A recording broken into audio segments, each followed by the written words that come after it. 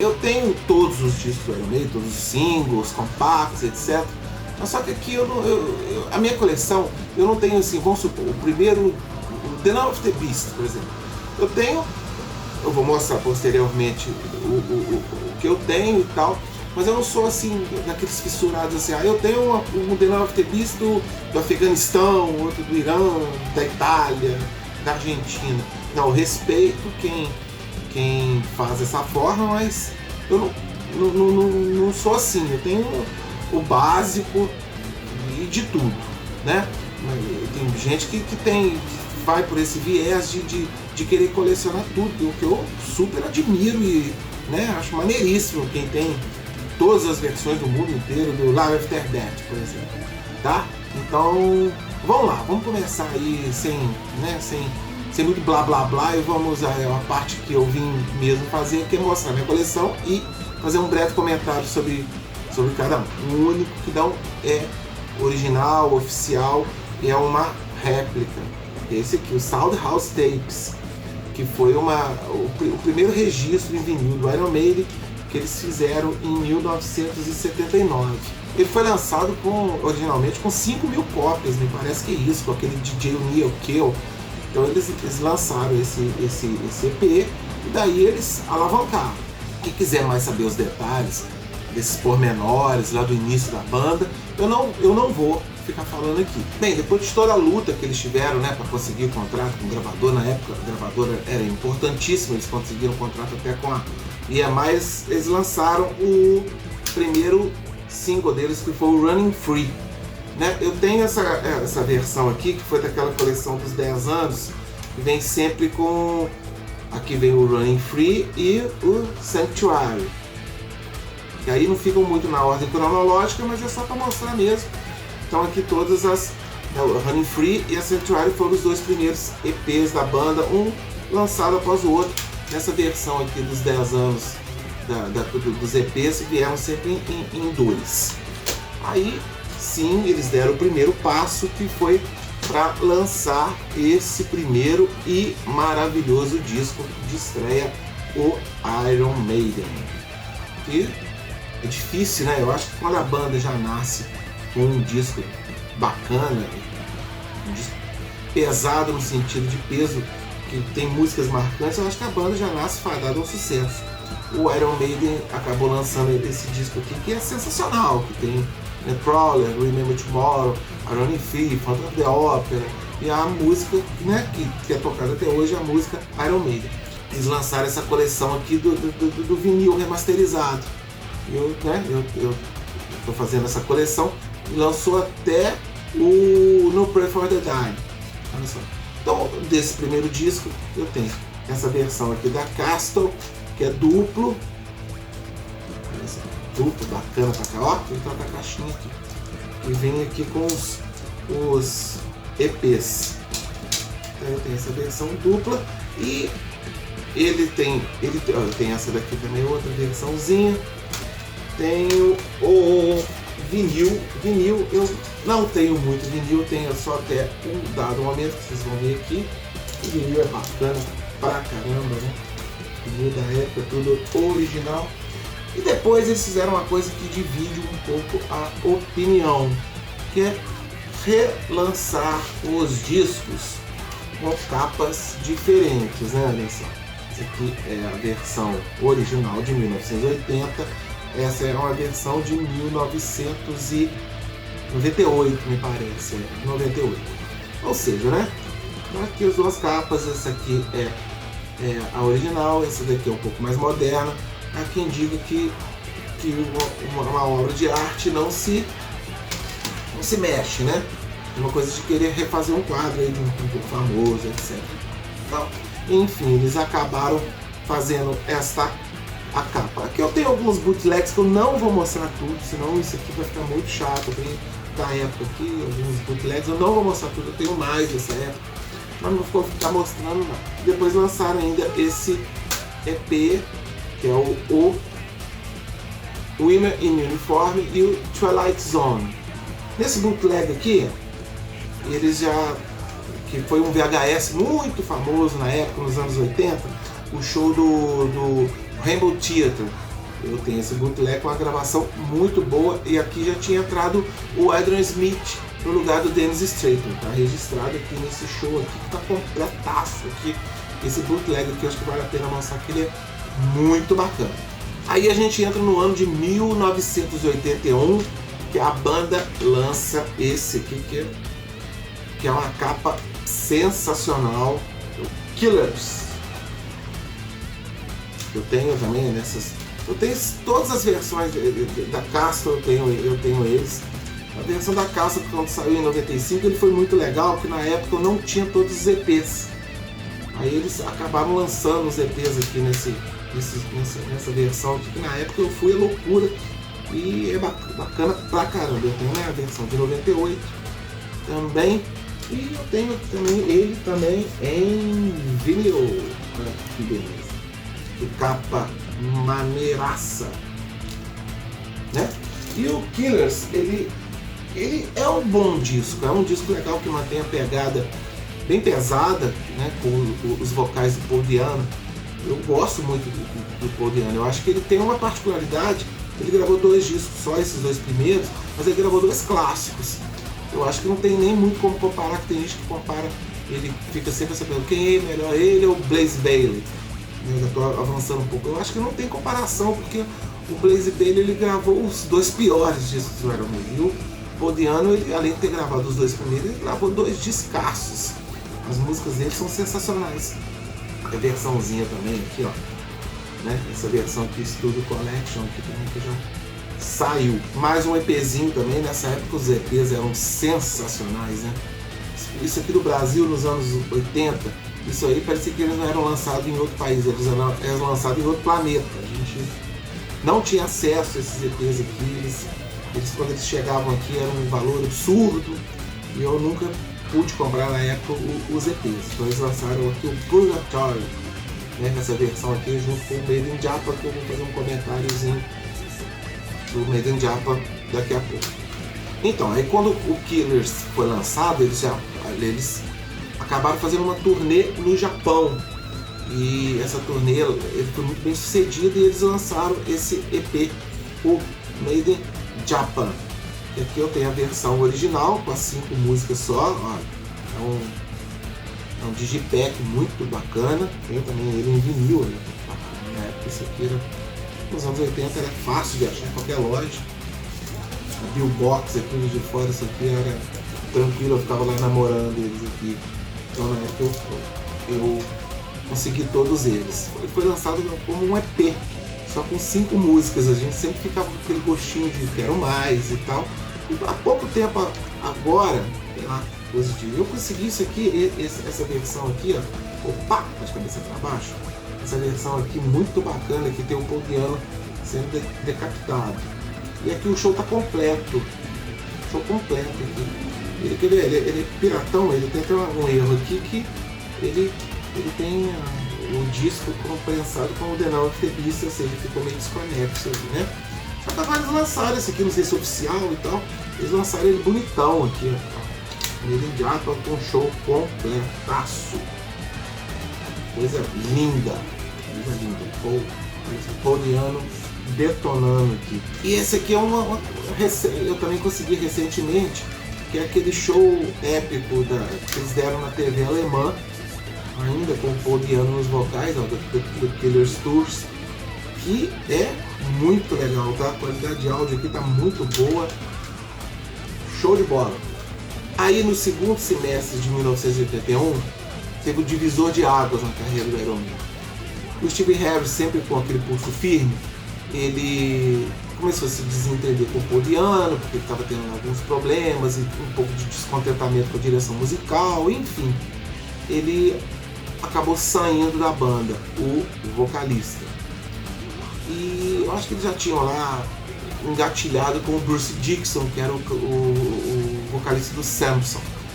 Isso não é muito segredo, parece que já estava tudo engatilhado. Aí naquele Reading Fest, o acordo foi firmado, o Samson abriu com o Iron Maiden, e ali foi oficializado que o Bruce Dickinson ia substituir o Paul Di'Anno nos vocais da banda. E a princípio eu acho que na época deve ter causado estranheza, e eles foram muito corajosos, porque são estilos completamente diferentes do Bruce do Paul Di'Anno.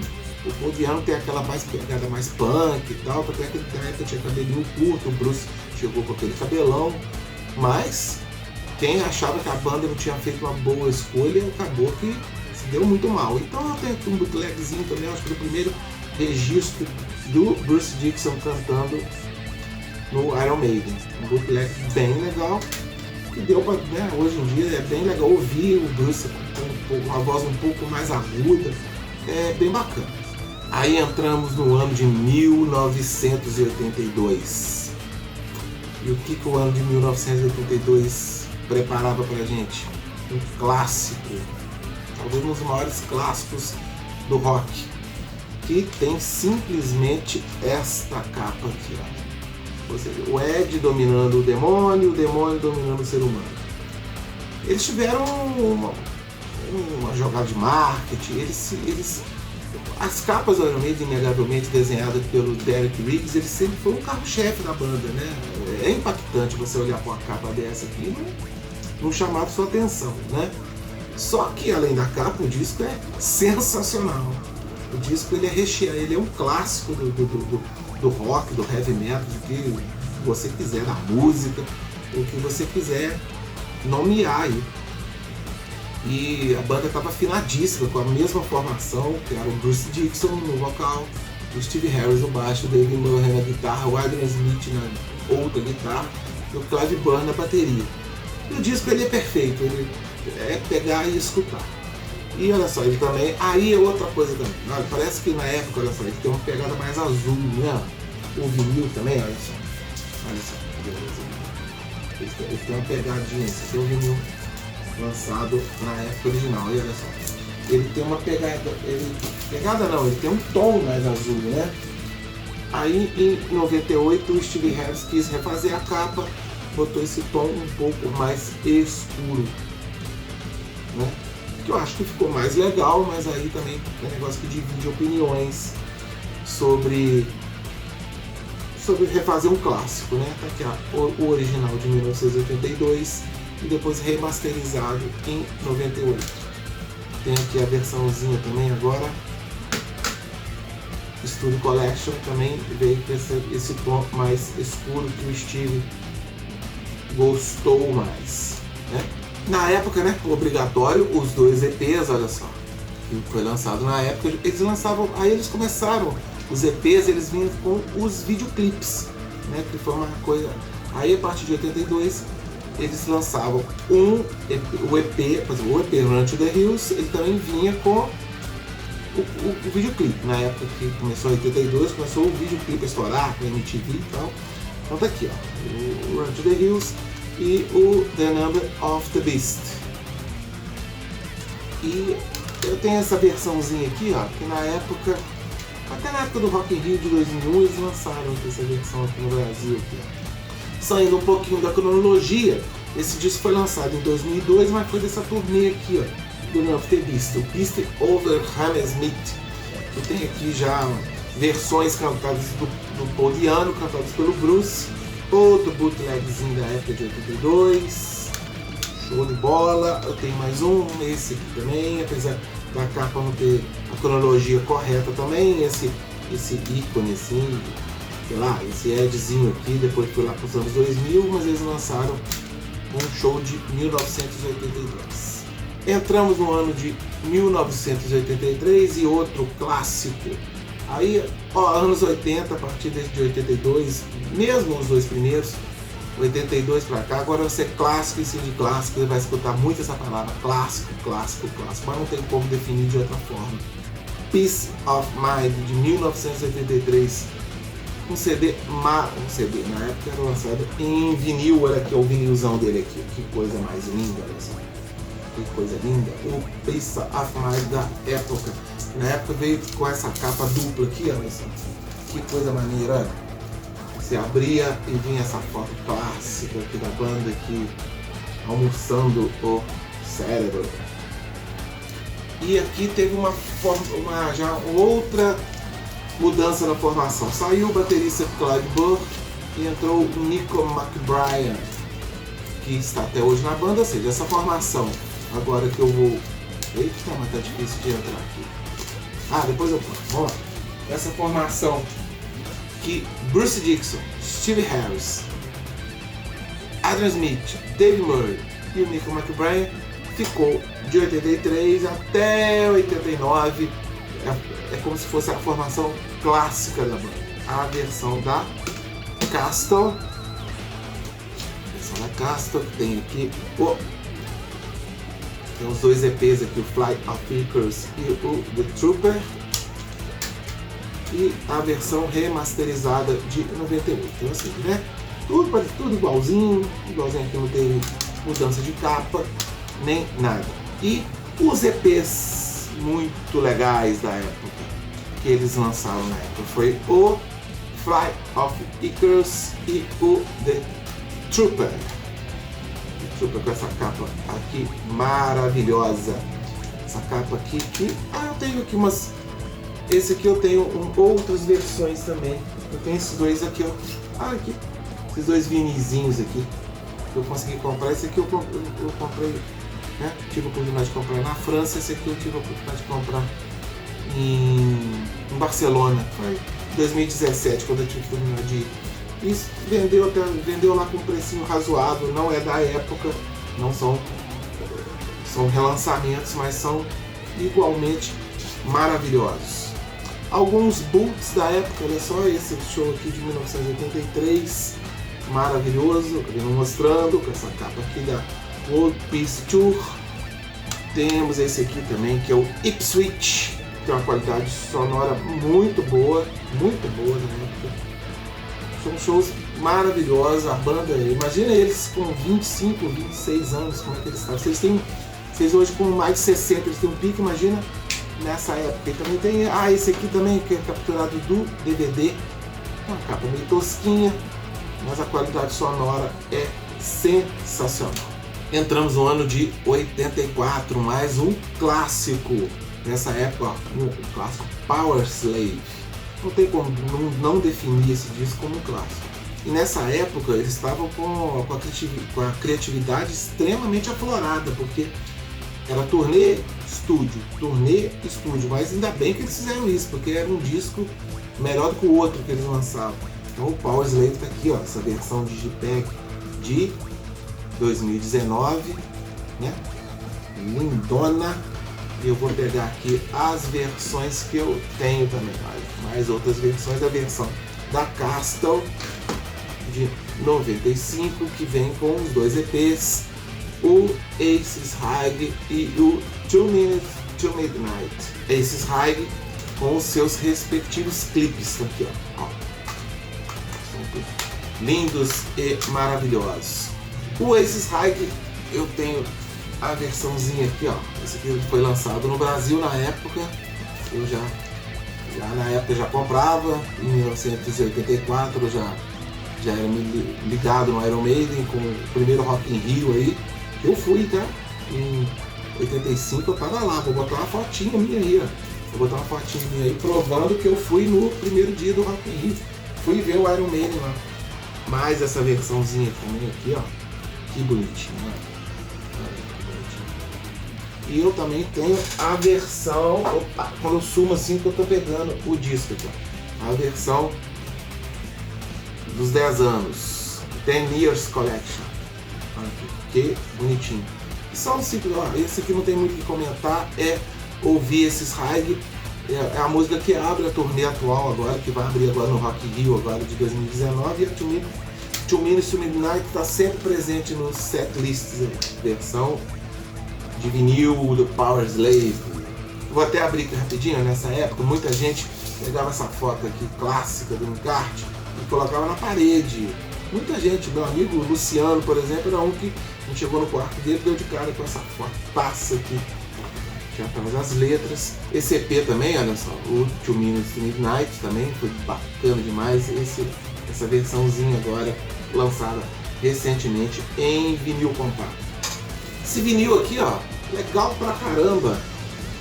Olha só que capa maneira. Esse aqui que eu adquiri. Na época a gente pagava isso aqui a preço de ouro, e eu acho que hoje ainda vale uma grana também, um vinil bacana. Isso aqui, ele tem, olha só, tem umas doideiras aqui, ó. Ele mistura a capa da época do Power Slave, mas aqui no lado B tem o lado B do Summer Time, ou seja, uma doideira. Ainda fica aqui, ó, olha só, edição limitada não lançada em CD. Enfim, não sei qual é a vantagem disso, mas tá aqui registrado. Outro bootleg da turnê da World Slavery Tour.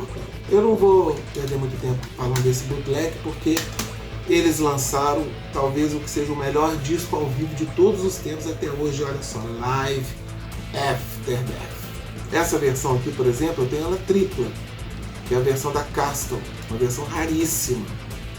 Uma versão raríssima da Castle de 1995, tripla, que ela tem o disco completo, as mesas do vinil e os bônus aqui sensacionais. Aí eu tenho a versão de 98, olha só, aqui. Mas o que é legal mesmo nesse do Live After Death, apesar dessas versões todas, ainda é o vinil, tá? Ainda é o vinil. Olha que coisa mais linda essa capa. E quando abre, olha só, tirei o plástico aqui, ó, e eu ficava namorando isso aqui, ó, por horas, vendo foto, imaginando como seria um show. Olha só, imagina você abrir isso aqui na época, um moleque como eu, em 1985, eu ficava vendo tudo isso aqui, eu namorava, tá na foto. Vamos de EP aqui da época do Live After Death. Esse aqui que foi o Running Free, que foi sem o Ed, né, ou sem uma ilustração, foi só a capa, e o sensacional Phantom. A capa é o pôster do Phantom of the Opera, mas oficialmente o single é o Run to the Hills. E até hoje eu não entendi muito porquê, porque todo mundo sabe que isso aqui é o Phantom of the Opera. E a versãozinha em CD, olha só, mesma coisa, mas tão legal quanto, olha só. Running Free com a capa Phantom of the Opera. Tem essa versão argentina, olha só, na época eles traduziam, está escrito aqui Corriendo Libre. Eu tinha essa versão argentina aqui também, e essa versão aqui do ZPs. Depois dessa época do Live After Death, eles deram um tempo, eles deram uma descansada, que eles estavam precisando dar uma recarregada nas baterias, que, como eu disse, eles estavam nessa época de turnê, gravação, turnê, gravação, divulgação de discos, e segundo eles estavam extenuados, que a turnê do World Slavery Tour levou mais de um ano. Eles deram a volta ao mundo em um ano. Parece que nos Estados Unidos eles ficaram 6 meses, rodaram os Estados Unidos tudo de ônibus. Foi até a primeira vez que eles vieram no Rock in Rio, deu aquele show histórico lá no Rock in Rio. Até que em 1986 eles lançaram o Somewhere in Time, que é um disco bacana, um disco bem legal, mas ele já conta com algumas diferenças. Quais são as diferenças? É um disco que tem guitarras sintetizadas. Na época, quando lançou isso aqui, eu era um moleque, tinha 15 anos, eu não entendi muito bem o que era uma guitarra sintetizada. Ou seja, uma guitarra que parece teclado. Na época a gente achou até, a gente tinha um preconceito, a banda tem teclado, a banda comercializou-se. Enfim, não é isso. Daqui as outras versões que eu tenho dele, eu tenho a versão da Castle.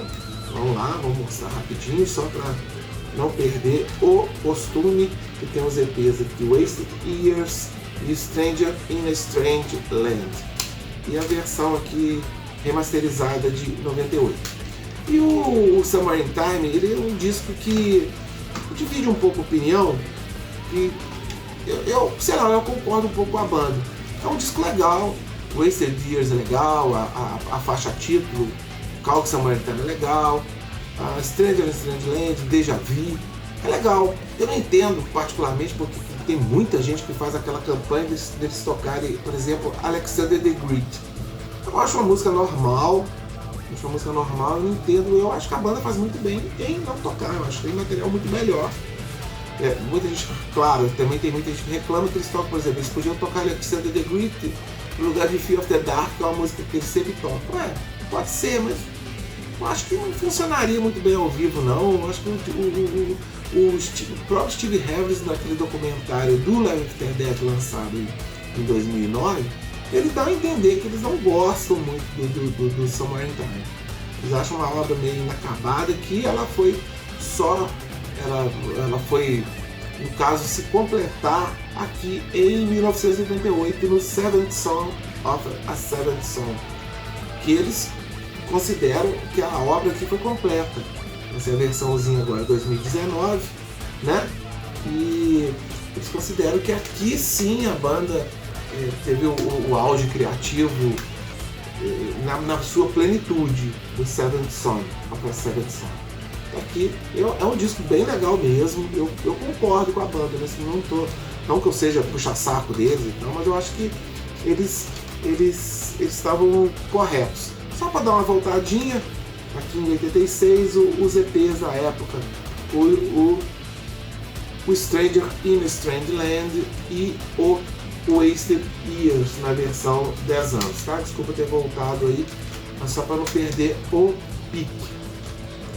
Aí, em 88, com o Seventh Son, vou dar uma mudada aqui, já vou mostrar primeiro os EPs, que eles lançaram 4 EPs e 4 clipes, que é o Can I Play With Madness, que na época, pra mim, causou uma estranheza, aquele gritinho de abertura lá, eu fiquei um pouco estranhado na época. Na época, engraçado que quando eu escutei a primeira vez o Seventh Son, vou pegar ele aqui, eu tô me atrapalhando todo, né? Também não mostrando Somewhere in Time em vinil com esse encarte maravilhoso da época, também servia como pôster, né? Desculpa, tá indo e voltando aí, mas acaba que ou seja, aqui a gente tem essa informalidade também. A versãozinha também, ó, tá lacradinha aqui, a versãozinha do Wasted Years compacto em vinil. O encarte bacanérrimo, né? Sei lá, na época eu achei o disco meio fraco, achei que os solos estavam meio fracos. Hoje eu gosto muito mais dele do que na época, em 88, eu acho que, não sei porquê. Voltando aqui aos EPs, ó, eles lançaram eu tenho essa versão também japonesa aqui do The Evil Dead Man Do, que é aqui, ó, eles lançaram junto com o Can I Play With Madness. E eles lançaram também The Clairvoyant com Infinite Dreams. Lançaram o home video Made in England, que eu tenho essa versão aqui em CD. Mais tarde, em 2013, né? 2012, eles lançaram, eu vou mostrar posteriormente aqui, a versão completa em vinil oficial, que isso aqui é uma versão não oficial, mas ela tem o som praticamente oficial. Essa versão nacional aqui também, que é o mesmo show do Made in England, lançado aqui com essa capa maluca aqui. Uma caveira, não tem nenhum Ed aqui, mas você entendeu? Ó, tudo desconectado, né? Uma caveira, aqui a arte do primeiro disco com o show do Made in England, ou seja, nada a ver, um samba do crioulo doido. Bem, chegamos à nova década. E a banda teve uma baixa. O guitarrista Adrian Smith saiu, ele lançou um disco solo, o Adrian Smith Project. O disco eu sei que chama Silver and Gold. Eu tenho ele baixado aí, eu nem tenho ele físico não. Eu acho ele bem razoável. Ele saiu, a banda estava seguindo aquela linha lá do Seventh Son e ele estava gostando e tal. E parece que o Steve quis fazer ele quis fazer um lance mais pesado, mais cru, voltar às origens, e o Adrian Smith não concordou e ele acabou saindo, na época não ficou muito bem explicado porque ele saiu, e eles lançaram esse disco aqui, o No Prayer for the Dying, que marcou a estreia do Yannick Gers, que eu gosto muito dele, tá? Eu não vou entrar muito na celeuma que hoje em dia, depois da volta do Adrian Smith, ele ficou meio sem espaço na banda. Eu não concordo não, eu acho ele bem legal, eu acho ele um bom compositor, tem boas canções que ele compôs e tal. Eu sou daqueles que eu estou organizando aqui. Eu sou daqueles que defende a permanência dele. A versãozinha agora Digipack de 2019, que é a última que eu tenho, tá? É a última que eu tenho, porque até esse momento aqui eu não consegui ainda comprar do Fear of the Dark pra frente, que lançou tem poucos dias, mas não chegou ainda, não consegui comprar. Outra modificação na capa, olha, a versão original tem o carrinho aqui do túmulo aqui, né? E depois em 2008 tem essa versão aqui sem o carinho do túmulo, lembra só? Tá aqui, tá aqui. A versão da Castle que tem aqui os EPs, que é o Holy Smoke e o Bring the Daughter to the Slaughter. Em inglês aqui não muito bom, mas tá aqui, eu vou mostrar, eu tenho os EPs aqui, eu vou mostrar melhor aqui pra vocês. E nessa época o Bruce Dickinson, ele já estava meio flertando em sair da banda. Ele lançou o Tattooed Millionaire. Eu tenho os discos todos do Bruce Dickinson aqui, que são ótimos, mas eu não vou mostrá-los, eu não vou fazer comentários de carreira solo do Bruce, que eu adoro. A carreira solo do Bruce tem muitas particularidades legais. E ele lançou essa música aqui, a Bring the Daughter to the Slaughter. Eles tinham. Ela foi trilha de um filme, Hora do Pesadelo, coisa assim. Ou seja, né? Então o Bruce já estava dando aquela flertada, já meio dando indício que podiam sair da banda. E o outro EP da época, que é o Holy Smoke. O outro também. Eles lançaram o Tail Gunner também como videoclipe, mas esses foram os carros-chefes, digamos assim, as músicas de trabalho, se podemos dizer assim, também na época, que é o Bring the Daughter to the Slaughter, que foi a trilha sonora do filme, e o Holy Smoke. Então, já que nessa época não tem muito registro oficial ao vivo, esse bootleg aqui é muito legal, tá? Muito legal. É um show realizado, quer ver? Vamos lá, vamos pegar aqui meu auxílio aqui. É o show na England Wembley Arena, no dia 18 de dezembro de 1990. É um show completo aqui da tour aqui, legal pra caramba e muito bem gravado. Acho que não tá dando muito brilho aqui no óculos, não. Acho que eu vou continuar agora de óculos aqui para poder até dar informações melhores.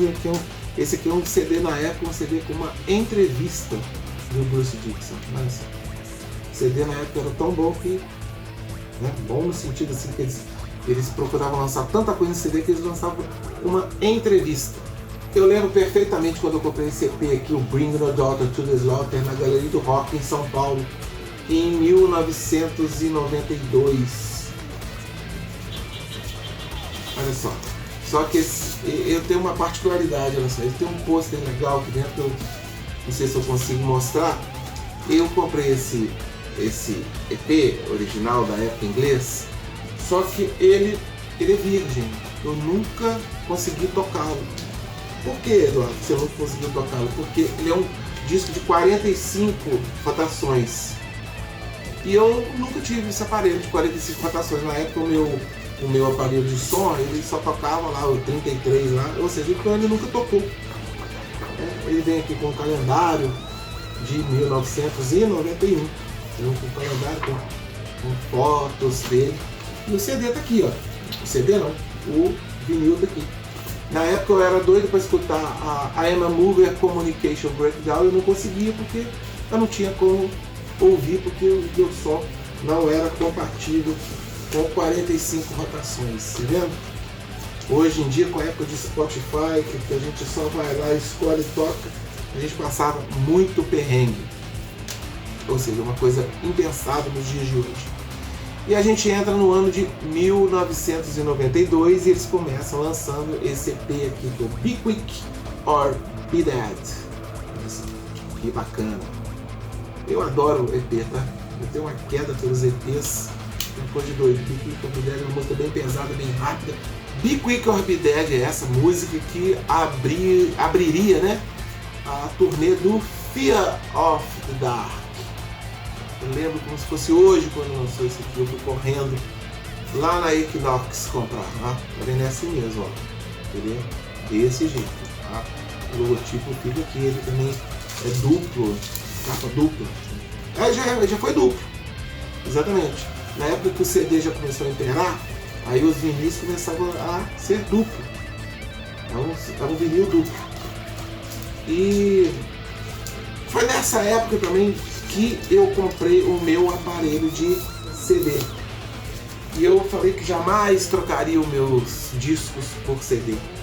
Eu adorava os meus vinis, o formato do vinil. Eu falei que na época eu não trocaria, mas enfim, né, quando eu cumpri essa promessa. E hoje eu prefiro muito mais CD. Eu gosto do formato do CD. Aqui, ó, as duas versões. Versão de 1998 e a versão da Castle, que tem os EPs, aquele que eu já mostrei, Be Quick or Be Dead, e o Wasting Love.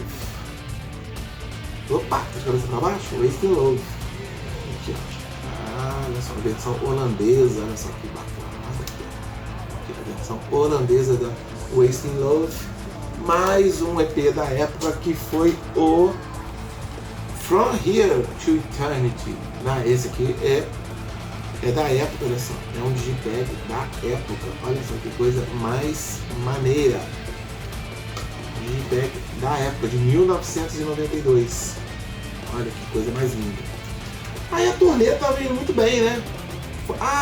E foi a turnê que o Iron Maiden, desde 1985 e 1982, eles vieram ao Brasil. Né? Foi eu lá no Maracanãzinho, lá na época com meus amigos, Guto, todo mundo lá. A gente foi ver o Iron Maiden no Maracanãzinho. A gente não entendeu nada das primeiras músicas, porque aquela acústica horrível do Maracanãzinho, com o Thunder abrindo. Foi uma coisa de louco na época. Ou seja, estava indo tudo muito bem na turnê, até que a gente recebeu a bomba aqui no Brasil que o Bruce Dickinson ia sair da banda. É, isso mesmo. Nosso herói Bruce Dickinson falou que ia sair da banda para ia se dedicar à carreira solo. E na época a gente eu fiquei muito triste, muito pé da vida mesmo com essa situação, porque eu achei que a banda iria acabar. Eu achei que sem o Bruce a banda não ia resistir sem o Bruce. E eles inventaram na época lá que a banda ia fazer discos ao vivo para despedir do Bruce. Então eles lançaram esse daqui, deixa eu mostrar o vídeo primeiro, que é o Real Live One, que são músicas até do primeiro disco até o Live After Death, até 1985. Né? Tem capa dupla, mas ele não é duplo. Ou seja, aqui. Ou seja, é um disco bom, né? Tem uma boa pegada ao vivo tal, e depois eles lançaram esse aqui, ó, que é o The Real Dead. Eu falei ao contrário. Puxa vida, que mico. Não vou editar isso não. Esse aqui, o The Real Live One, são músicas após o Live After Death até o Fear of the Dark, tá? É isso. E o Real Dead One, esse sim, são músicas do primeiro disco até o Live After Death, ou seja, música que já tocariam ao vivo, mas tem umas versões aqui muito legais de Transilvânia, olha aqui, né? Na época eles lançaram em capa dupla, tem um encarte aqui super legal, olha só. Encarte de disco de vinil não tem igual, né? Isso aí nunca o CD vai ter encartes tão lindos assim. E nessa época, quando o CD foi lançado, eles lançavam uns encartes loucos que você dobrava, depois era uma luta para botar isso no lugar. Essa já é uma outra história, né? E também, como não podia deixar de ser, eles lançaram. Vou mostrar as versões em CD aqui, ó. Vamos lá. O Real Live One. Real Live One. E o Real Dead One. Tá aqui em CD também. E os EPs da época, que foi o Halloween Be Thy Name, que tá até o Bruce aqui sendo morto, você está dando para ver direito, se não estiver dando para ver direito, baixa na internet aí. Ou seja, o Bruce sendo morto pelo Ed, que ele saiu da banda. E o Fear of the Dark Live, né? o Digipeg da época. E eles fizeram aquele show, o Raising Hell, que foi na época, até no dia, foi no dia 28 de agosto de 93, eu lembro. Foi até passado, a Bandeirantes mostrou um show quase que completo, que teve uns números de ilusionismo lá com Simon Drake, que era o mágico da época lá que fez o... E, ou seja, na época eu fiquei muito triste mesmo, achei que a banda ia acabar e isso aí. Vamos que vamos. Ainda tiveram alguns resquícios ainda. Eu acho que eles estavam querendo lançar o máximo de coisa possível, antevendo que o fim podia estar próximo. Eles lançaram um show completo do Donington, que é esse aqui. Capa bonita para os padrões do Iron Maiden, né? Em 98 eles lançaram com essa capinha mais bacana aqui, mais condizente, mas que é a mesma coisa desse cara aqui. Eles dois são a mesma coisa. Ok? Vamos lá. Aí, o que aconteceu? Eles vieram com aquele papo lá de concurso mundial de quem ia substituir o Bruce Dickinson. Inventaram, é verdade, não sei, esse papo que ia ter um concurso para substituir o Bruce Dickinson, que tem aí um lance que o André Matos, o falecido recentemente André Matos brasileiro, ficou numa posição honrosa lá, parece que ele ficou pré-classificado, mas acabou que eles escolheram, não sei porquê, o Blaze Bayley, que cantava no Wolfsbane. E, enfim, na época eu tinha ficado triste que o Bruce tinha saído, mas quando eles anunciaram o Blaze Bayley, eu tomei uma dose de ânimo. Eu achei o cara com um visual legal, até meio parecido com o Bruce Dickinson, que não tem nada a ver uma coisa com a outra. Mas eu acabei indo pesquisar, indo comprar, né? Na época não tinha internet, não tinha Spotify.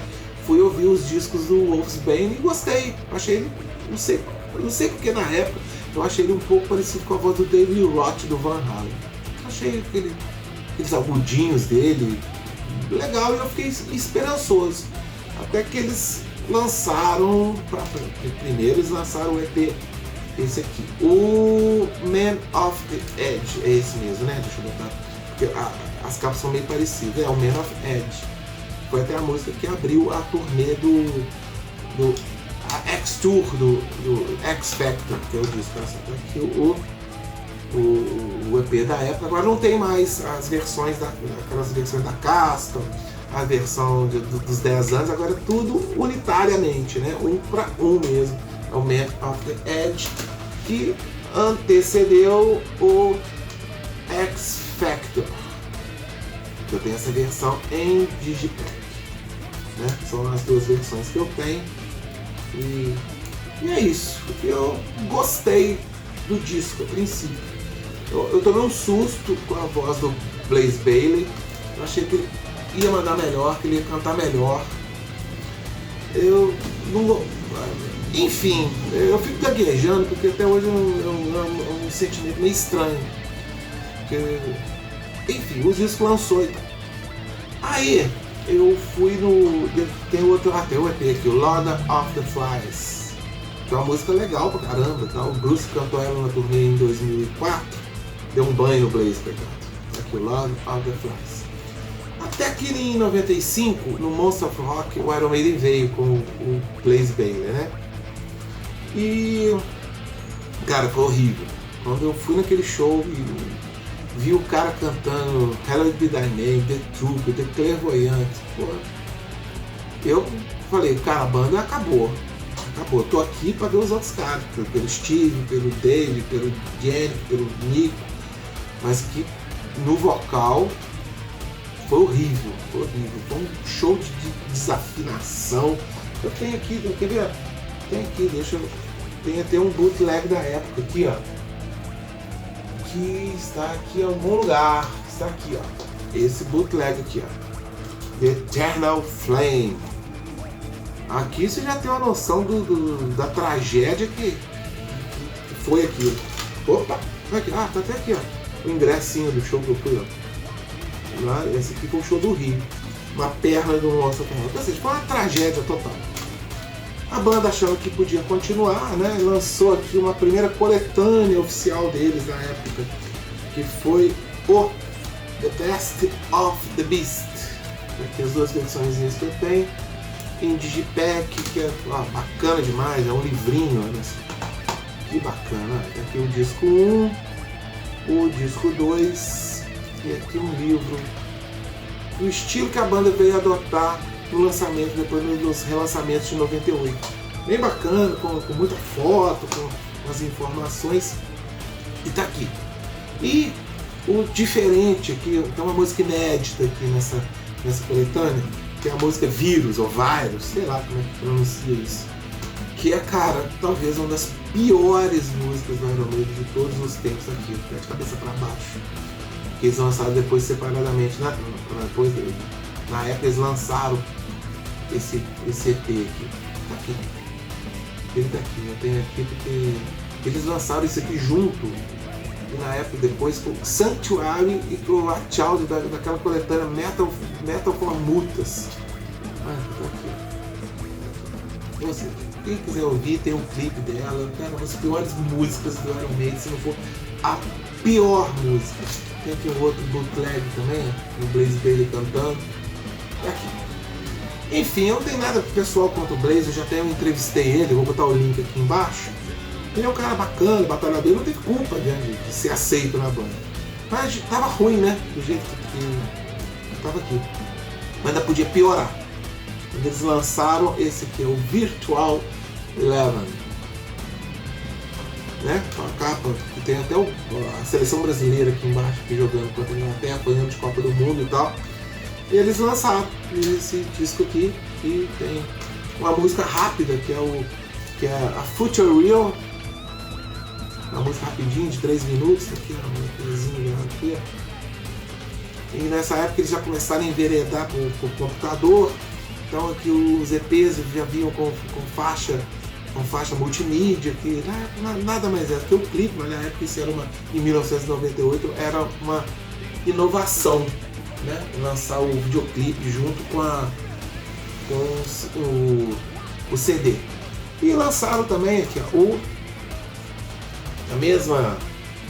a mesma música, lançaram, acho que nessa época eles estavam, né, não estavam com tanta música boa para lançar, e lançaram os 2 EPs, o The Angel and the Gambler. Lançaram com 2 capas diferentes.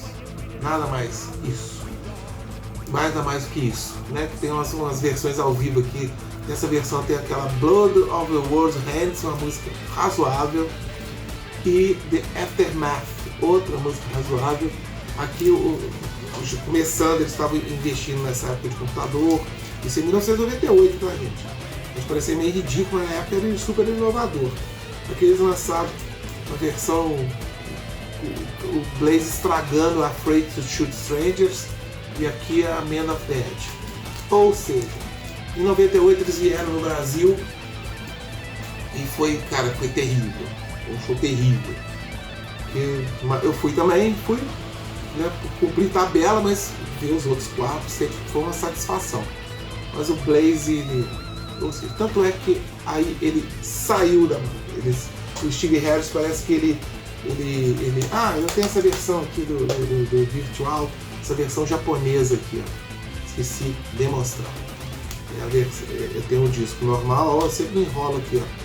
O disco normal com encarte, e tenho aqui o calendário de 1998, bacana. E tem uma versão aqui das músicas da época do Blaze aqui ao vivo, tá? Que legal, tem The Blood of Your Hands, acho que são as mesmas versões desses discos anteriores, mas essa versão japonesa em CD duplo. Até que em 1999 veio a notícia que todo mundo queria, né? O Bruce Dickinson voltou ao Iron Maiden. Eu acho que o Steve Harris pediu pinícula pro Bruce.